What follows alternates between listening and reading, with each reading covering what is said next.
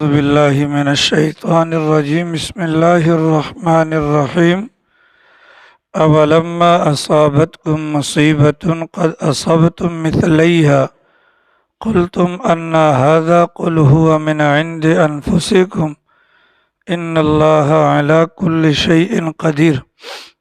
غزوہ احد کا بیان ماقبل والی آیات کے اندر بیان ہو رہا تھا، اور اس کے آگے بھی چند آیات اور ہیں کہ جن کے اندر اللہ تعالیٰ نے غزوہ احد کو، اس واقعے کی تفصیلات کو بیان فرمایا ہے۔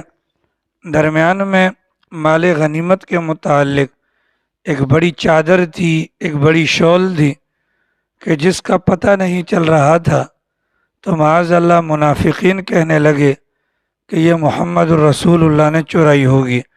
تو اللہ تعالیٰ نے اس بات کی تردید فرمائی کہ کسی بھی نبی کے لائق نہیں، ان کے شایان نشان نہیں کہ وہ مال غنیمت کے اندر سے چوری کرے، اور اس کی بنیادی وجہ یہ ہے کہ چوری تو وہاں کی جاتی ہے جہاں پر کسی اور کا حق ہو، جبکہ پیغمبر علیہ السلام کو اللہ تعالیٰ کی طرف سے مکمل اختیار تھا، مال غنیمت میں سے اپنے لیے جو بھی مال لینا چاہیں ان کو اجازت دی، تو سوال ہی پیدا نہیں ہوتا۔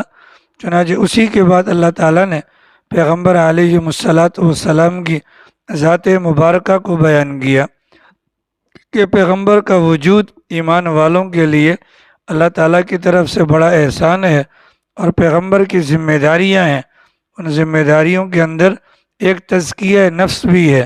تو جب پیغمبر کی اپنی ذمہ داری یہ ہے کہ وہ دوسروں کے من کی پاکی کے حوالے سے فکر مند ہوں گے، تو وہ پیغمبر اپنی ذات کے حوالے سے کسی چوری وغیرہ کے بارے میں سوچ بھی نہیں سکتا۔ ان باتوں کو بیان کرنے کے بعد ظاہر ہے کہ احد کے میدان میں مسلمانوں کو جو تکلیف پہنچی، اس تکلیف کی بنیاد پر مسلمان بہت زیادہ پریشان تھے۔ اللہ تعالیٰ نے فرمایا اولما اصابتکم مصیبہ، کیا جب کہ تمہیں مصیبت پہنچی، یعنی احد کے میدان میں شہادتوں کی صورت میں، مال غنیمت کے نقصان کی صورت میں اور زخموں کی صورت میں جب تمہیں تکلیف پہنچی، قد اصابتم مثلیہ، جو تکلیف تمہیں احد کے میدان میں پہنچی ہے اس جیسی دگنا تکلیف، ڈبل تکلیف تم بدر کے میدان کے اندر ان لوگوں کو پہنچا چکے ہو۔ تمہارا تو صرف جانی نقصان ہوا ہے، اور بدر کی لڑائی میں کافروں کا جانی نقصان بھی ہوا، کافروں کو قید میں بھی ڈالا گیا، اور ان کا مالی نقصان بھی ہوا۔ تو جو نقصان تمہیں پہنچا ہے اس نقصان کا انکار نہیں، لیکن جو نقصان ماضی کے اندر 1 سال پہلے تم بدر کی لڑائی کے اندر کافروں کو پہنچا کر آئے ہو، وہ اس کے مقابلے میں یہ نقصان کچھ بھی نہیں ہے۔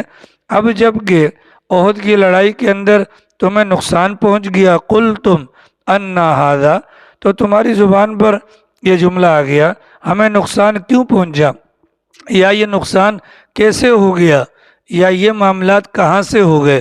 قل، اے پیغمبر صلی اللہ علیہ وسلم، آپ ان مسلمانوں سے کہہ دیجئے کہ جو نتیجہ تبدیل ہوا من عند انفسکم، یہ تمہاری اپنی وجہ سے ہوا، یہ تمہاری اپنی ذات کی وجہ سے ہوا کہ پیغمبر کی بات کو سمجھنے میں کمی کا معاملہ ہوا، تو تمہاری غلطی کی وجہ سے جو پیغمبر کی نافرمانی ہوئی، تو پیغمبر کی نافرمانی جہاں پر ہو تو وہاں پر اللہ کی مدد شامل حال نہیں ہوتی۔ اگر تمہارے دماغ میں یہ آ رہا ہے کہ مسلمانوں کے ساتھ اس معاملے میں یہ کیفیت کیوں ہوئی، تو اس کے پیچھے لازماً جو خامی ہے وہ تمہارے اپنے من کے اندر موجود ہے۔ فاتح مصر حضرت سعد بن ابی وقاص کے متعلق آتا ہے، انہوں نے حضرت عمر کے دور خلافت کے اندر ان کو خط لکھا تھا کہ امیر المؤمنین، ہم لگے ہوئے ہیں اور محنت کر رہے ہیں، ایک قلعہ ہے کہ فتح ہونے کا نام نہیں لے رہا۔ تو حضرت عمر نے جواب میں لکھا کہ اتنی بڑی تعداد، 8000 صحابہ کرام کی تعداد تھی مسلمانوں کے لشکر کی، فرمایا اتنی بڑی تعداد کے باوجود تم سے قلعہ فتح نہ ہونا، تحقیقات کرو، لازماً پیغمبر کا کوئی طریقہ چھوٹ رہا ہوگا جس کی بنیاد پر اللہ کی مدد نے اپنا ہاتھ روک لیا۔ چنانچہ تحقیقات کی گئیں تو واقعتاً وہ جو پیغمبر کی سنت ہے مسواک کرنے والی، وہ چھوٹ رہی تھی، جس کی بنیاد پر اللہ کی مدد رک گئی۔ تو یہاں پر بھی مسلمانوں کو سمجھایا گیا اللہ میاں کا وعدہ اپنی جگہ پر برقرار ہے، لیکن اللہ میاں کا وعدہ تب آئے گا کہ جب رائی کے دانے کے برابر بھی پیغمبر کی مخالفت نہ ہو۔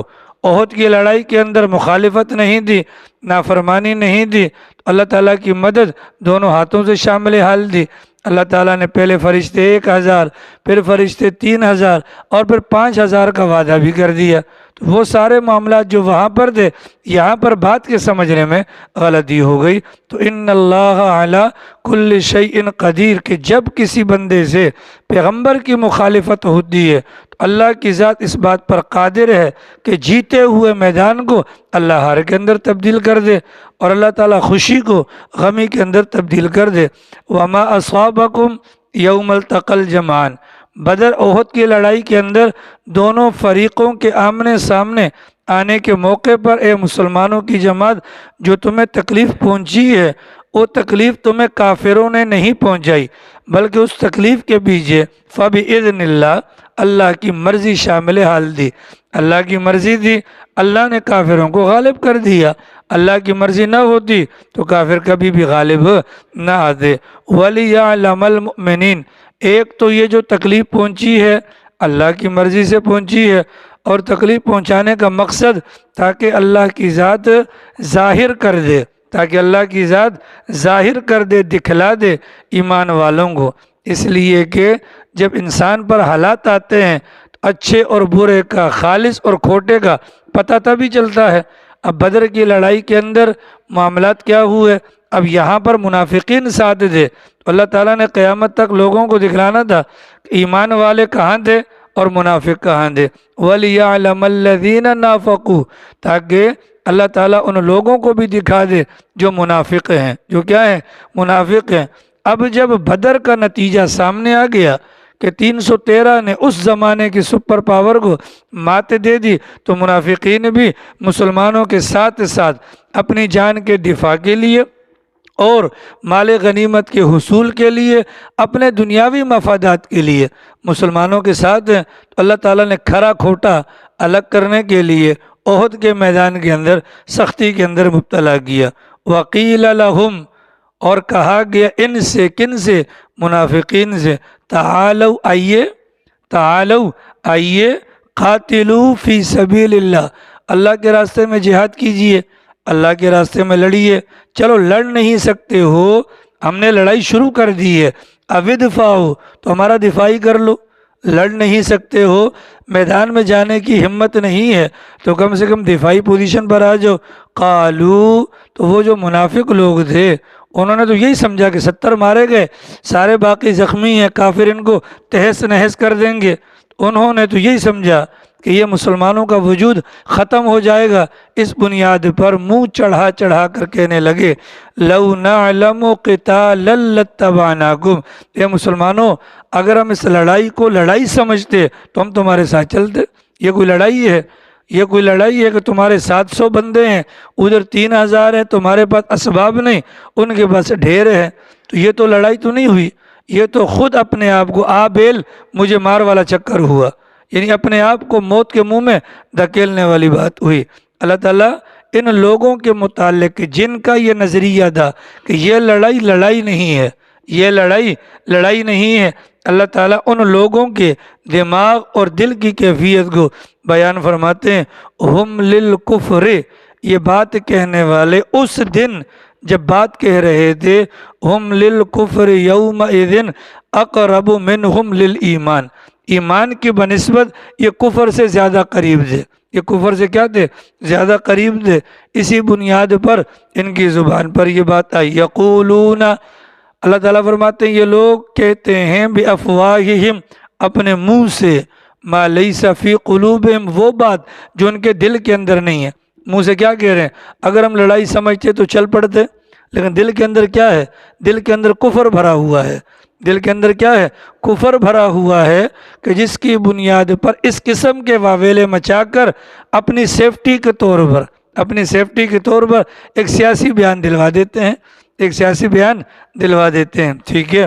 واللہ اعلم بما یکتمون، اللہ کی ذات خوب جانتی ہے جس بات کو وہ چھپاتے ہیں، اللہ کی ذات خوب جانتی ہے جس بات کو وہ چھپاتے ہیں۔ وہ کون ہیں جی؟ الذین قالوا، منافقین جو تھے مدینہ کے رہنے والے تھے۔ منافقین کون تھے؟ مدینہ کے رہنے والے، اور مسلمانوں میں ان کے رشتہ دار بھی تھے، مسلمانوں میں رشتہ دار بھی تھے۔ آپس میں رشتہ داری کی وجہ سے جب مسلمان تیار ہو کر جانے لگے، یہ راستوں میں کھڑے ہو، کہاں جا رہے ہو، کیوں جا رہے ہو، ان کے حوصلوں کو پست کرنے کے لیے۔ اب ظاہر ہے ایک بندہ جا رہا ہے میدان کے اندر تو گویا کہ جان ہتھیلی پر رکھ کر جا رہا ہے، اس موقع پر ان کے حوصلے کو توڑنے والی باتیں کرنا یہ منافقین کا شیوا ہوتا ہے۔ الذین قالوا، وہ لوگ یعنی منافقین جس موقع پر احد کے لیے جایا جا رہا تھا، اللہ فرماتے ہیں اس دن ایمان کی بنسبت وہ کفر کے زیادہ قریب تھے۔ وہ کہنے لگے لاخوانہم، اپنے بھائیوں سے، وقعدوا، اور خود بیٹھے ہوئے تھے، خود جا نہیں رہے، اور جو جانے والے ہیں ان کے متعلق۔ اب انشاءاللہ کراچی اجتماع آ رہا ہے، انشاءاللہ کراچی اجتماع آ رہا ہے، انشاءاللہ بولو نا، انشاءاللہ کراچی۔ یہ تبلیغی بیچارے بھی آئے ہیں اسی کام کے لیے، سارے بوڑھے ہیں، ان سے اللہ کو حیا آتی ہے لیکن ہمیں حیا نہیں آتی۔ آج عصر کی نماز میں امیر صاحب نے اعلان کیا، بھائیو، دوستو، بزرگو، پتہ نہیں کون سے بابا جی تھے، کسی بابا نے اعلان کیا نا، بھائیو، دوستو، بزرگو، اور اس کے اعلان کے بعد بس دعا کی دیر تھی، دعا ہوئی ہے نا، دعا، ہاتھ اٹھائے میں نے، اور ادھر سے ایک بابا آ کر کھڑے ہو گئے بیان کے لیے۔ خدا کی قسم یہ دروازہ تنگ پڑ گیا تھا، ایسے بھاگ رہے تھے جیسے کتے ان کے پیچھے لگے ہوئے ہوں، ایسے بھاگ رہے تھے۔ آ رہی سمجھ میں؟ اب مجھے بتلاؤ نا، ان بیچاروں کو کیا غرض ہے؟ اپنی جان، اپنا مال، اپنا وقت لگا کر آئے ہیں۔ منافق ہم بھی ہیں جناب، بڈھوں کو کام ہی کوئی نہیں، ان کو تو کوئی کام ہی نہیں، گھر سے نکال دیا۔ بولیے، آپ لوگوں کے پاس کوئی ساتھی آ کے بیٹھا؟ اثر میں دیکھا تھا منظر، میں ویڈیو بنانے والا تھا شہزادوں کی، ایسے بھاگ رہے تھے جیسے کتے ان کے پیچھے لگ گئے ہوں، خدا کی قسم ایسے بھاگ، بندے کے اوپر بندہ چڑھا ہوا تھا۔ یار یہ سمجھ میں، یہ اللہ کے مہمان ہے کہ نہیں؟ بولو بولو، ان کو پیٹھ دکھائی، اللہ عزت دے گا تم لوگوں کو؟ بولو، اللہ عزت دے گا؟ میری بات کا برا مت بنانا، وہ ہم سے چندہ مانگنے آئے ہیں؟ بولو، ہم سے کوئی بھیک مانگی انہوں نے؟ نہیں نا۔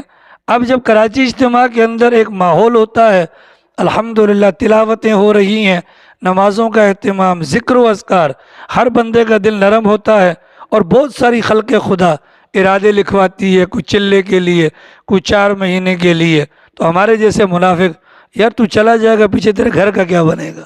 سوچ تو، خدا تو اکیلا بندہ ہے یار، تیرے گھر پر بیوی اکیلی ہے یار، وہ آج مر گیا تو بیوی کے ساتھ کیا محلے والے سوئیں گے آ کر؟ بولو نا۔ یہ منافقین کی عادت ہے، کوئی نیک راستے پہ چل بھی رہا ہو تو درمیان میں روڑے اٹکا دیے جائیں، درمیان میں کیا کیا جائے؟ اگر کوئی داڑھی رکھنے کا ارادہ کر لے تو میں رشتہ کون دے گا؟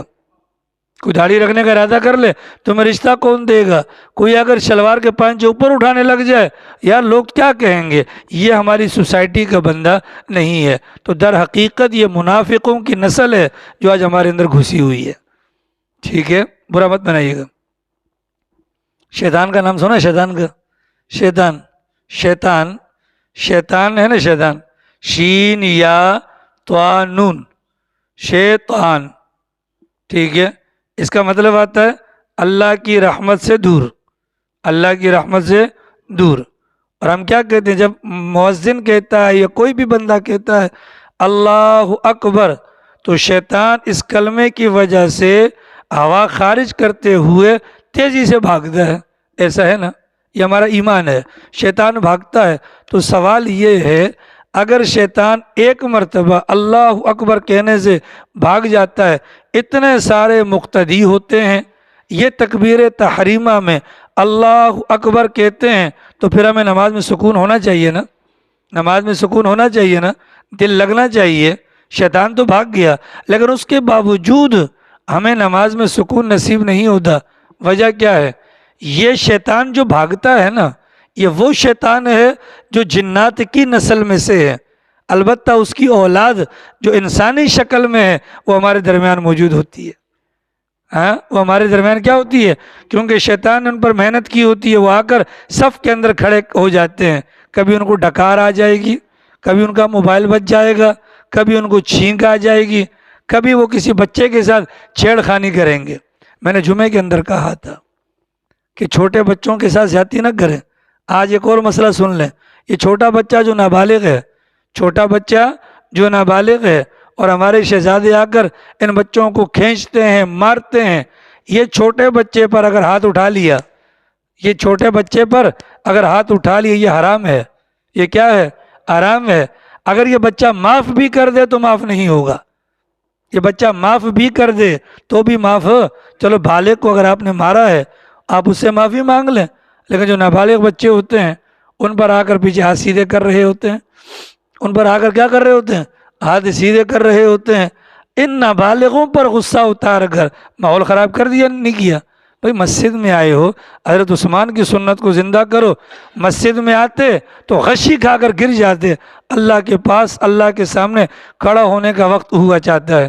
ہم میں سے کسی نے آج تک یہ سوچا کہ ہم اللہ کے سامنے کھڑے ہونے کو جا رہے ہیں؟ بولو بولو، خیال بھی آیا؟ ہاں، چلو جی سچ بتاؤ، جھوٹ نہیں بولنا، سچ بتاؤ۔ جب امام پہلی تکبیر کہتا ہے، کون کون امام کے ساتھ زبان سے اللہ اکبر کہتا ہے؟ یہ باقی شہزادے اتنے سارے تو نہیں کہتے سر، ایک دو کی آواز تو میں بھی سنتا ہوں، اتنے سارے تو نہیں کہتے۔ اور یہ پہلی تکبیر یہ ہر ایک کے لیے فرض ہے، اللہ اکبر، ٹھیک ہے؟ اب مجھے بتاؤ نماز ہوگی جو نہیں کہتے؟ دل میں کہہ دیو بھائی، دل میں کہنے کا مطلب ہی نہیں ہے۔ ہم نے جو نماز کے اندر اللہ اکبر اور جو تلاوت ہے اس سے لازمی ہوتی ہے، فرض ہے، اس کے بغیر تو حکم ہی نہیں۔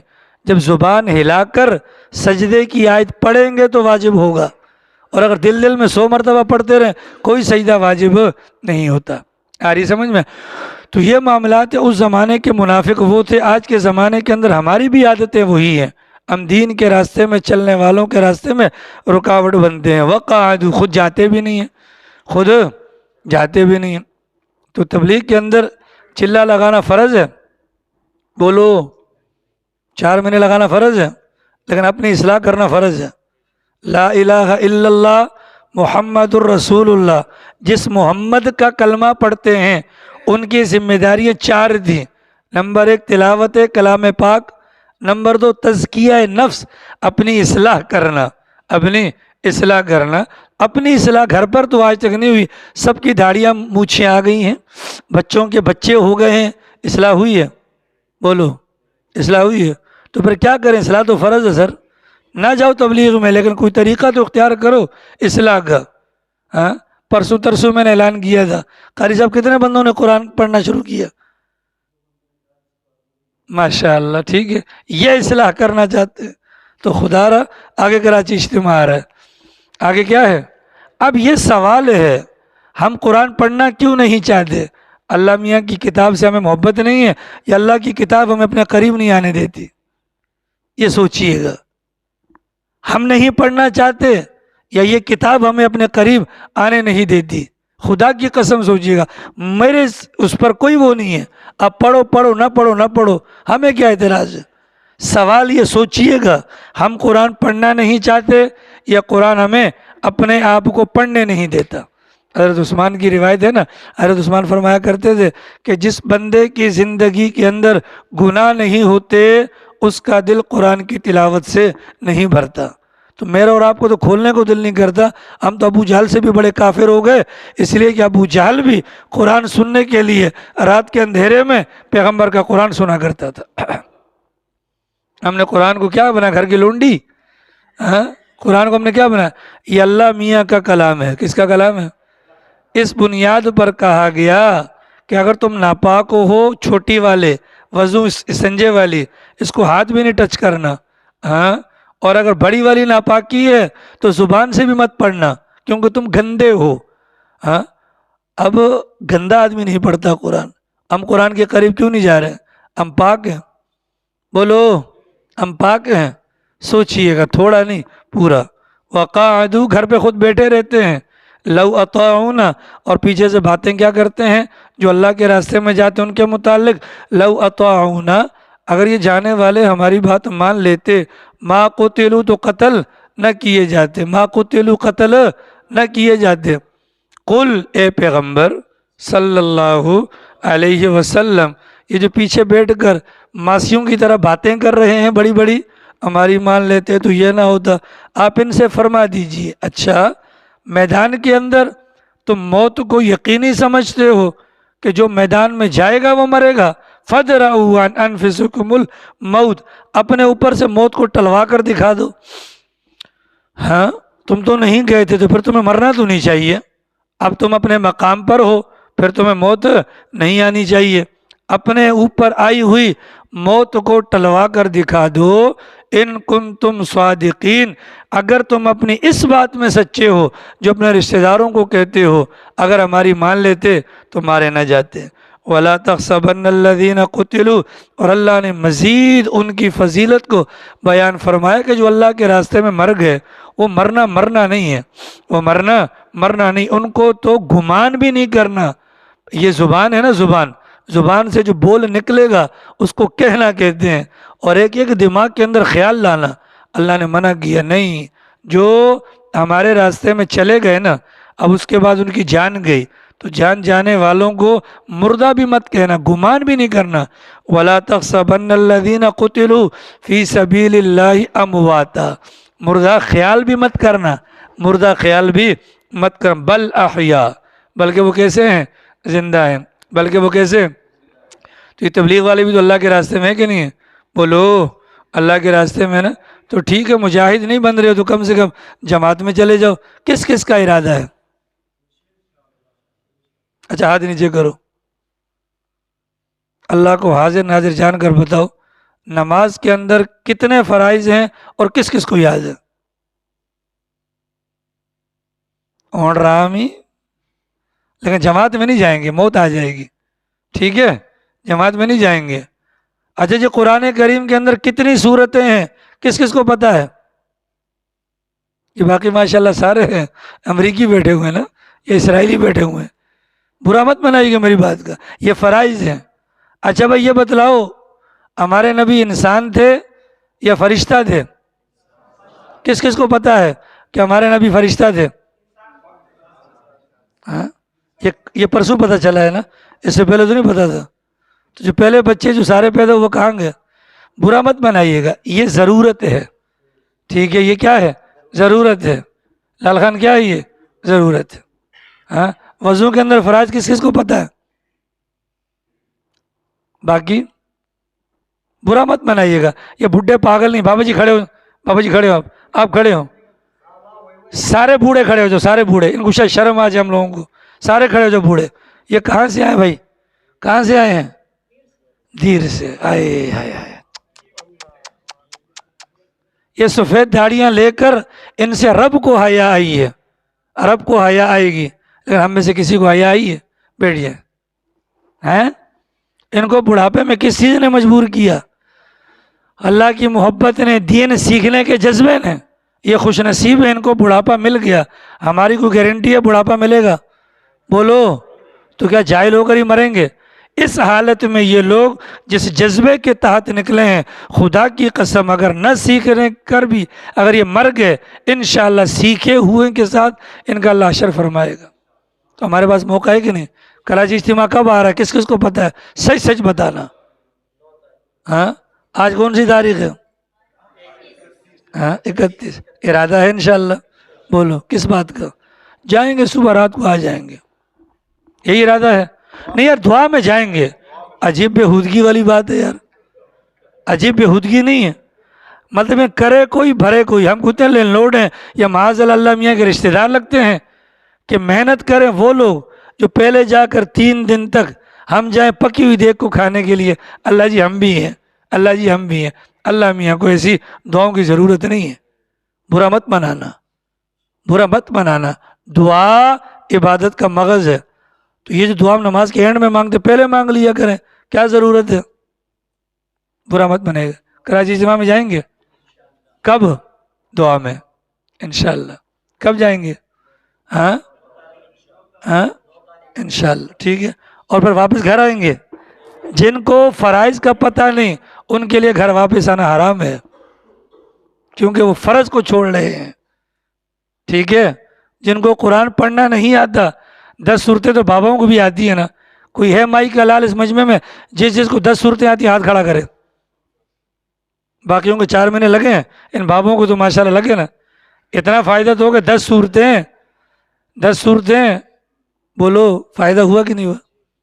کریں گے کوشش انشاءاللہ. امید کر سکتے ہیں اللہ کی ذات سے. باقی آپ حضرات اگر توجہ سے یہ باتیں سنیں گے تو انشاءاللہ اللہ آپ کو سمجھ دے گا.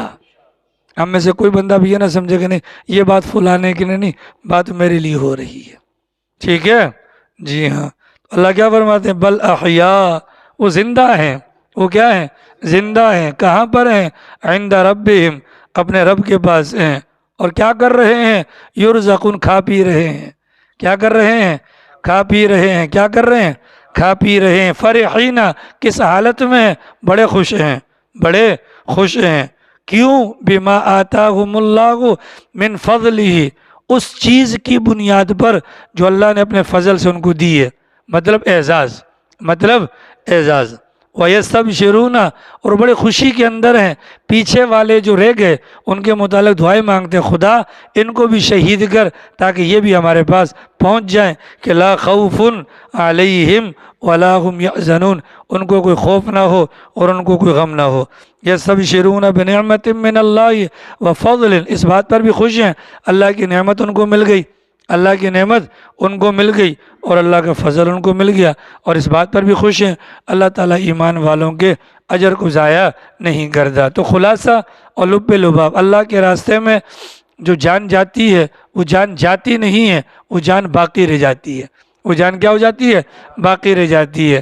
لہٰذا اللہ کے راستے میں نکلنا، ہم میں سے ہر بندہ یہ اپنا ارادہ کرے. ہاں، اللہ کے دین کے تقاضوں میں سے کوئی سا تقاضا بھی کسی بھی وقت اگر ہماری جانب متوجہ ہوتا ہے، یرحمک اللہ، سب کو یرحمک اللہ. اس نے الحمدللہ کہہ دیا، ہمارے کان میں آواز پہنچ گئی، ہم سب کے ذمے یرحمک اللہ کہنا واجب ہو گیا. کیا ہو گیا؟ واجب. ہارون الرشید اپنے دربار میں بیٹھا ہوا باتیں کر رہا تھا، یکدم باہر سے شور کی آواز ہے، ڈر گیا کہ لگتا ہے مظاہرین نے دربار کو گھیر لیا ہے. خادم بھجوایا، معلوم کر کے آؤ. تو کہا کہ نہیں حضرت ٹینشن کی بات نہیں. امام ابو یوسف اپنے شاگردوں کے ساتھ جا رہے تھے، امام صاحب کو چھینک آئی تھی، انہوں نے کہا الحمدللہ. تو یہ جو شور کی آواز تھی نا، یہ یرحمک اللہ کی آواز تھی. یہ کس کی آواز تھی؟ یرحمک اللہ. تو چھینکنے والے کو کیا کہنا ہے اور جواب دینے والے کو کیا کہنا ہے؟ اور جس نے چھینک ماری اس کو کیا کہنا ہے؟ یہدیکم اللہ ویصلح بالکم. ان مبارک آیات کے اندر اس بات کو بیان کیا گیا بھائی ابھی 9 دن باقی ہیں، ابھی سے اپنے آپ کو منوا لیں اللہ میاں سے، کراچی اجتماع کے لیے بھی اور دیر تا دور کے لیے بھی، کیونکہ یہ ضروری ہے. اب دیکھیں اتنا کچھ کہنے کے باوجود بھی اگر ساتھی توجہ نہیں کر رہے تو اللہ کے راستے میں جائیں گے تو رنگ کے اندر رنگ جائیں گے تو انشاءاللہ ہماری دنیا اور آخرت بن جائے گی. اللہ تعالیٰ توفیق عمل نصیب فرمائے.